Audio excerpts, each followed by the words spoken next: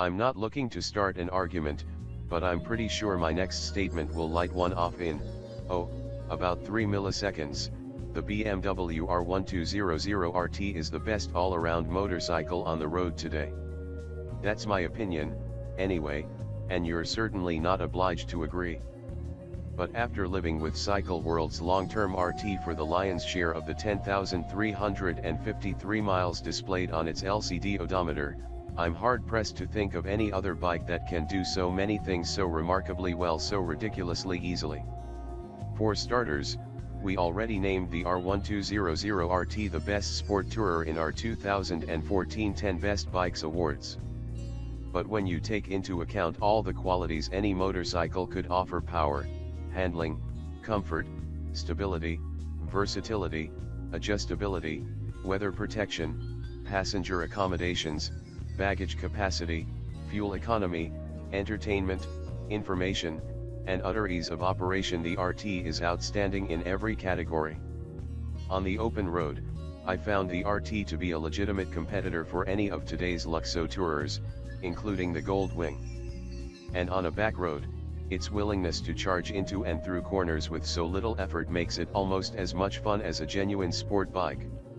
Toss in the conga line of features on our test bike: electronic suspension adjustment, 3-position power delivery modes, ABS, traction control, cruise control, tire pressure monitor, GPS receiver, heated grips and seats, 29-liter top trunk, electrically adjustable tall windscreen, Shift Assistant Pro, AM/FM/MP3/Sirius XM/Bluetooth sound system, hill start control, central locking, and you have a magical machine that does everything but make coffee in the morning and tuck you in at night. Many of those features are optional, of course, but good luck finding a stripper. Virtually all R1200RTs, as well as a few other BMW models, are fitted with accessory packages at the factory, which means most of that equipment is, for all intents and purposes, stock.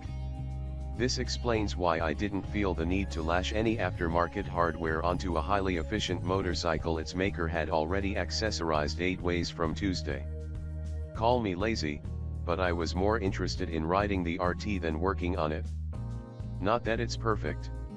Soon after the bike was delivered, its dynamic ESA suspension was subject to a no-ride recall for shock piston shafts that could fail.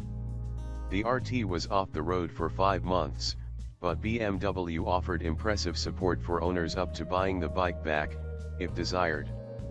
Beyond that, the RT earned a couple of A- on its report card, including the rider's seat, which falls a tick short of being an all-day sitting place. It's more like a 15th to 16th day seat that sometimes had me squirming a little during the last half hour or so of a day-long ride. On the plus side, the seat never inflicted anything more than minor displeasure on my keister, so I always was able to start the next morning's ride without a trace of the dreaded monkey butt. My wife, Roseanne, ranked the passenger portion of the seat as one of the best she had ever experienced in more than 25 years of pillion riding. The second demerit was caused by the rear brake pads, which had to be replaced at just 6,085 miles, though I accept the blame for some of that rapid wear. When aggressively diving into corners on back roads, I trail the rear brake just a skosh to help keep the chassis settled. According to numerous RT owners on BMW forums, however, comparatively short rear pad life is common. Some claim improved pad mileage with EBCHH sintered pads, but at the cost of increased rotor wear. I instead chose to slip new OE pads into the rear caliper and use a little more discretion on the pedal. Our RT went through 2 sets of tires and finished the long-term test on a third, again largely the result of my riding choices. As with other big sport tourers, the front tire on the RT has to perform a Herculean task when a 600+ pound motorcycle is pushed hard through the turns at deep lean angles. That scuffs the sides of the tire much more quickly than it would with, say, a 200-pound lighter sport bike.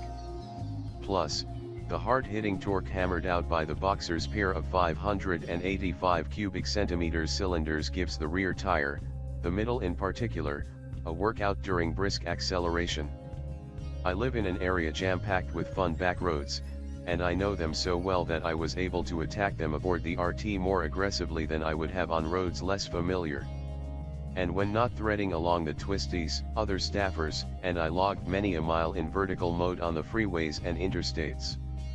That combination resulted in exceptionally high wear on the sides of the front tires and the middle of the rears.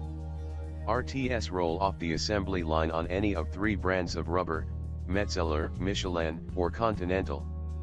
Our bike's original Metzeler Rotec Z8 Interax gave up the ghost in 4,672 miles.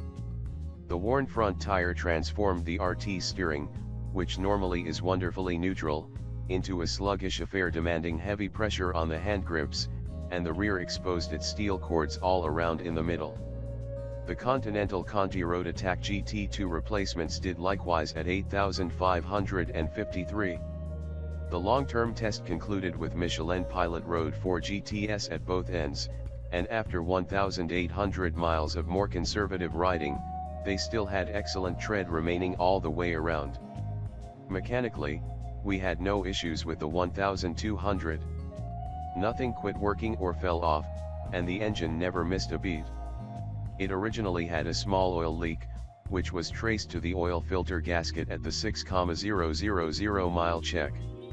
The bike averaged 47 mpg over the course of the test, with a high of 51, and refused to get less than 42 mpg no matter how it was ridden.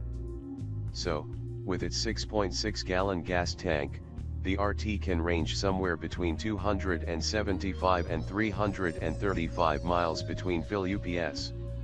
We hate to see this long-term test come to an end. The RT has raised the bar for pure riding pleasure to new heights, not just for me but also for other members of the CW staff. It's an expensive piece of machinery, to be sure, but supreme excellence rarely comes cheaply. For riders who love to travel, enjoy having a little fun on the back roads, and often do both with a passenger, the R1200RT could very well be the perfect motorcycle.